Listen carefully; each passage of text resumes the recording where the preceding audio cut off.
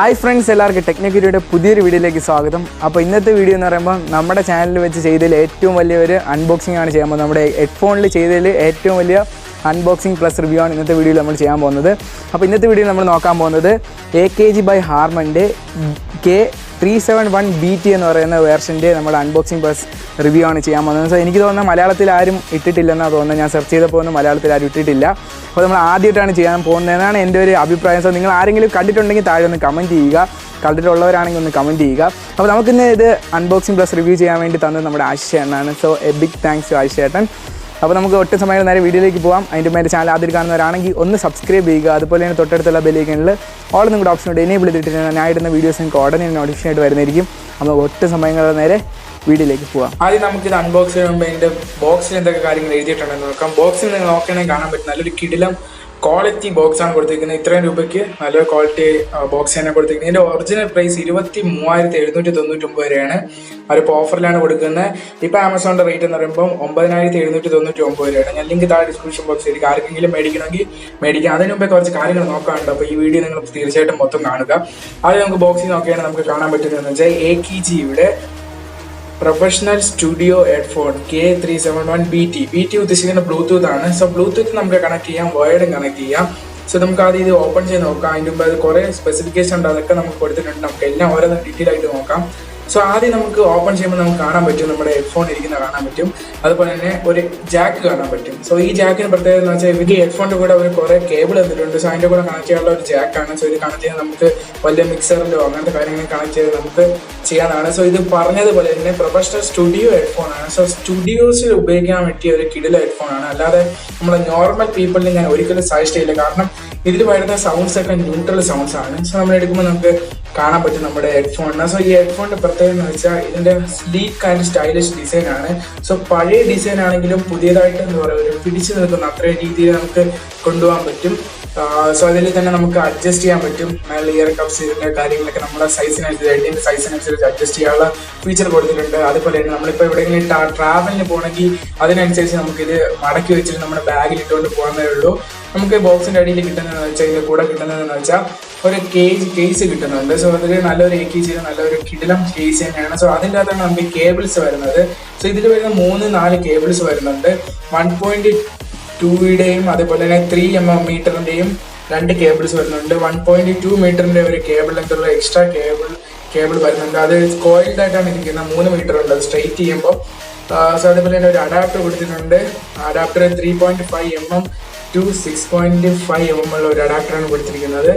അതുപോലെ തന്നെ ഇതിൽ കണക്ടർ കൊടുത്തിട്ടുണ്ട്. 3.5 mm ഒരു TRS കണക്ടർ കൊടുത്തിട്ടുണ്ട്. പറ്റി പറയുകയാണെങ്കിൽ ഒരു കിടില ഹെഡ്ഫോൺ തന്നെയാണ്. നമ്മുടെ സ്റ്റുഡിയോസിലൊക്കെ നേരത്തെ പറഞ്ഞാൽ നമ്മുടെ നോർമൽ പീപ്പിളിന് അത്രയ്ക്ക് ആവശ്യം വരില്ല. ഇത് സ്റ്റുഡിയോസിൽ ഇതിന്റെ സൗണ്ട് ക്വാളിറ്റിയെ പറ്റി പറയുകയാണെങ്കിൽ ഇത് സൗണ്ട് ക്വാളിറ്റി എന്ന് പറയുമ്പോൾ ഒരു ബാലൻസ്ഡ് ആണ്. നമുക്കിപ്പം ഹൈയും അല്ല ലോയും അല്ല, നമുക്ക് നല്ല ബാലൻസ്ഡ് ആണ്. കാരണം ബാസ് ഒന്നും അങ്ങനെ നല്ലോണം ഫീൽ ചെയ്യാൻ പറ്റില്ല.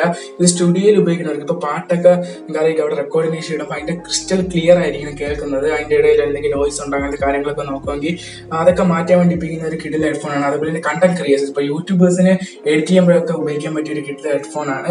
സോ ഉപയോഗിക്കുന്ന ഡ്രൈവർ സൈസ് എന്ന് പറയുമ്പോൾ 50 mm ഒരു ഡ്രൈവർ സൈസുള്ള ഒരു ഡ്രൈവറാണ് ഉപയോഗിക്കുന്നത്. ഓഡിയോ ഫ്രീക്വൻസി എന്ന് പറയുമ്പോൾ 5 തൊട്ട് 40 ഹെഡ്സ് വരെയാണ് അതിന്റെ ഓഡിയോ ഫ്രീക്വൻസി വിഡ് ബാൻഡ് വരുന്നത്.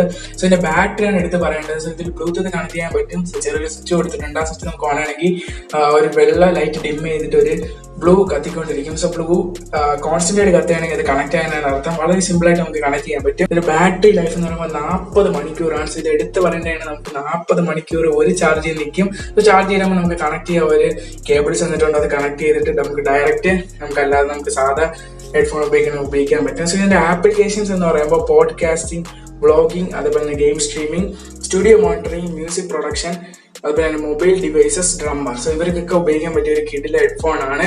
സോ ഇതിന്റെ ഹെഡ്ഫോണിന്റെ മൈക്രോഫോണിനെ പറ്റിയാണ്. ഇതിലൊരു ഇൻബിൽറ്റ് മൈക്രോഫോണാണ് വരുന്നത്. സോ അതിന്റെ ക്വാളിറ്റി ഞാൻ കേട്ടപ്പോൾ ഞാൻ റിയലി ഞെട്ടിപ്പോയി. നിങ്ങൾക്ക് അത് അടുത്ത് കേൾക്കാം. ഫ്രണ്ട്സ്, അപ്പോൾ നിങ്ങൾ കേൾക്കുന്ന സൗണ്ട് എന്ന് പറയുമ്പോൾ നമ്മുടെ ഹെഡ്ഫോണിൽ ഉള്ള ഇൻബിൽഡ് ആയിട്ടുള്ള മൈക്രോഫോണിലുള്ളതാണ്. സോ അതിൻ്റെ ക്വാളിറ്റി കാര്യങ്ങളൊക്കെ നിങ്ങൾക്ക് കേൾക്കാൻ പറ്റുമെന്ന് അറിയുന്നത്, നോയ്സും ബാക്കി എത്രയുണ്ടെന്ന് നിങ്ങൾക്ക് കറക്റ്റായിട്ട് നിങ്ങൾക്ക് അതിൻ്റെ ക്വാളിറ്റിയും കാര്യങ്ങളും അറിയാൻ പറ്റുമെന്ന് തന്നെയാണ് പൂർണ്ണമായിട്ട് വിശ്വസിക്കുന്നത്. ക്വാളിറ്റി കേട്ടാണ്. സോ ഇതിൻ്റെ ക്വാളിറ്റി എന്ന് പറയുമ്പോൾ വേറെ ലെവൽ ക്വാളിറ്റിയാണ്. ഇൻബിൽഡ് ആണെങ്കിൽ നല്ലൊരു ക്വാളിറ്റി നമുക്കിപ്പോൾ കോളൊക്കെ വരുമ്പോൾ നമുക്ക് എടുക്കാൻ പറ്റും.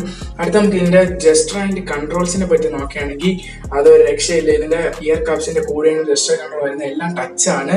സോ ഇത് കണ്ടുപിടിക്കാൻ കുറച്ച് പാടാണ്. കാരണം നമ്മൾ ഈ ഹെഡിൽ വെക്കുമ്പോൾ നമ്മൾ ഈ ഓവർ ഇയർ ആയതുകൊണ്ട് നമുക്ക് എവിടെയാണ് ഇതിന്റെ കൺട്രോൾസ് എന്ന് പറയുമ്പോൾ കണ്ടുപിടിക്കാൻ കുറച്ച് പാടാണ്. ഇത് ലെഫ്റ്റിലാണ് നമുക്ക് കൺട്രോൾസ് എല്ലാം വരുന്നത്. മേലോട്ടാക്കുകയാണെങ്കിൽ സൗണ്ട് കൂടും, അത് ഓരോ ലെവലിൽ നമുക്ക് അഡ്ജസ്റ്റ് ചെയ്യാൻ പറ്റും. താഴോട്ടാക്കുമ്പോൾ സൗണ്ട് കുറയും. അതുപോലെ തന്നെ ഡബിൾ ടാപ്പ് ചെയ്ത പോസ് ആൻഡ് പ്ലേ ആണ്. അതുപോലെ തന്നെ താഴെയാണെങ്കിൽ നമുക്ക് ഫോർവേഡും ബാക്ക്വേഡും നമ്മുടെ മ്യൂസിക് അങ്ങോട്ടും ഇങ്ങോട്ടും മാറ്റാൻ പറ്റുന്ന ഓപ്ഷനാണ് കൊടുത്തിരിക്കുന്നത്. അത് ആദ്യമൊക്കെ ഉപയോഗിക്കുമ്പോൾ നല്ല പാടായിരിക്കും, പിന്നെ നമുക്കത് എടുക്കാൻ പറ്റുന്നതന്നെ നമുക്ക് പഠിച്ചെടുക്കാവുന്നതേ ഉള്ളൂ. ഇയർ കപ്സിന്റെ സ്റ്റൈൽ എന്ന് പറയുമ്പോൾ ഓവൽ സ്റ്റൈലാണ് കൊടുത്തിരിക്കുന്നത്.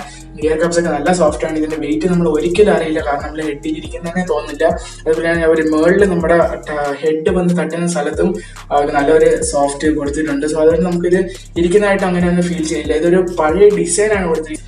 ചെറിയൊരു പ്രശ്നമായിട്ട് പറയാനുള്ളത്. അതേപോലെ തന്നെ ഇതിന്റെ ജസ്റ്റ് കൺട്രോൾസ് എവിടെയാണെന്ന് കണ്ടുപിടിക്കാൻ കുറച്ച് പാടുണ്ട്. ഇത് വെച്ചതിന് ശേഷം നമുക്ക് ഫോൾഡ് ചെയ്യാൻ പറ്റും. ഞാൻ നേരത്തെ പറഞ്ഞ പോലെ ഫോൾഡ് ചെയ്യാൻ പറ്റും. അതുപോലെ തന്നെ ബ്ലൂടൂത്ത് 5.0 ആണ് ഇതിൽ ഉപയോഗിച്ചിരിക്കുന്നത്.